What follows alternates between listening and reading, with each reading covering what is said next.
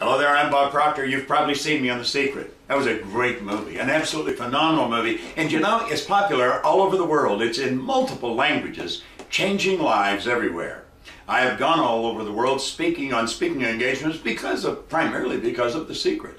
Now, I've been in this business for 40 years. Right now, I'm standing in the middle of my library. This is my favorite place. Do you know, Earl Nightingale said, if you surround your mind with greatness, some of it's going to rub off. Well, hopefully, some of it has rubbed off on me. I have maybe 3,000 or 4,000 books here on the shelf. They're all in alphabetical order, by author. They're all cataloged. So I know where to find something just like that. I go by authors more than the title of the book.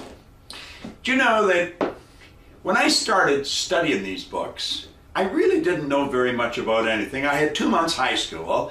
I was 26 years old. I had a bad work record, a bad attitude, and virtually no experience.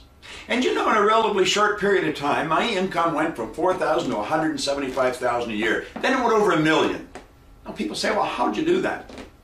Well, you know, in Napoleon Hill's book, Think and Grow Rich, he said, now right here we come to a rather strange fact. We tend to minimize the things we can do, the goals we can accomplish, and for some equally strange reason, we think other people can accomplish things that we cannot. And he points out that there's a difference between wishing for a thing and being ready to receive them. He said no one's ready for a thing until they believe that they can acquire it. The state of mind must be belief and not mere hope or wish. Now, he goes on to caution us. He said, open-mindedness is essential to belief. Closed minds will not inspire faith, courage, or belief. And he winds this up by saying something that just about blew my mind. He said, remember, no more effort is required in order to aim high in life, to demand abundance and prosperity, than is required to accept misery and poverty. Well, you know, that information really played on my mind. And I began to study it. I began to study this concept of belief. You know, what's it all about? You'll find it in the Bible, the Bhagavad Gita, the Quran, the Torah, all the great books, all the self-help books. They tell you got to believe. In fact, you go back around 1900, the great American psychologist William James, he said, believe and your belief will actually create the fact. Think about that. How do you develop belief? Well, I was sitting with a mentor of mine in a hotel one day, and we were just chatting back and forth, and he said something. I said, wait a minute, what'd you say? He said, our belief system is based upon our evaluation of something. And frequently when we reevaluate a situation, our belief about that situation will change completely. Well, what he just did was give me the answer to something I had been trying to figure out. You know, I take my income from $4,000 to over $1 million, but I didn't know what I had done. And as he said that, it started to fall into place because I had been looking, and I had been looking for 9 years trying to figure out why I changed. That's what got me studying the books and going to programs. And there's not much about the mind that I really don't understand. Now, I've been studying it for close to 50 years.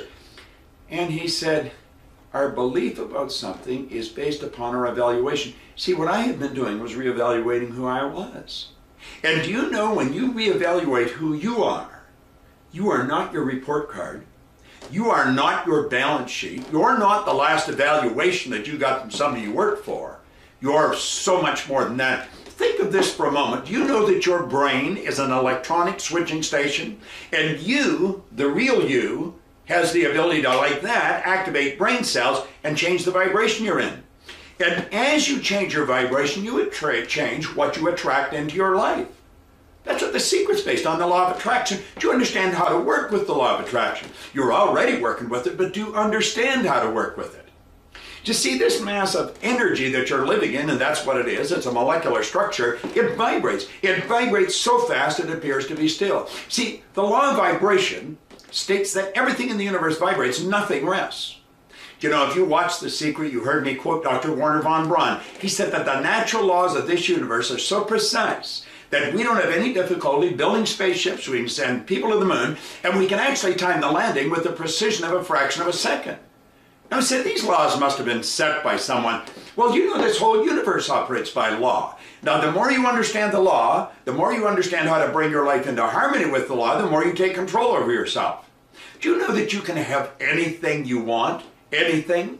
Do you realize the electrical system built into this body, which is your central nervous system, it would make the electrical system in a supercomputer look like an absolute toy.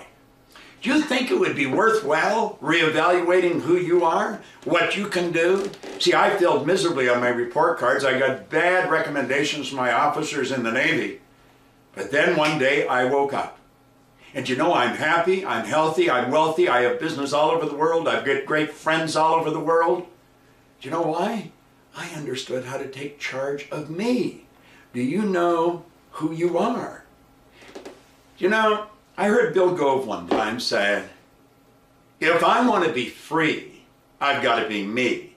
Not the me I think you think I should be. Not the me I think my wife thinks I should be. Not the me I think my kids think I should be. No. If I want to be free, I've got to be me. There's one catch to this. I've got to know who me is.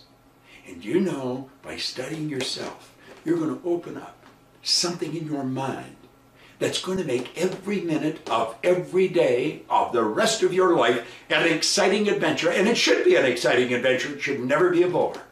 And you know something? It can be. And you know what you're going to learn? You're going to learn how to love a little more and hate a little less. You're going to learn how to earn all the money you want. There's an infinite source of supply.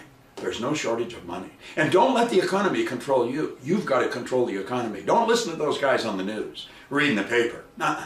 You control the economy in here. Do you know during the worst depression there was people earning millions? And there will be during this recession or that recession. Don't listen to that. Build images in your mind and understand how to execute them.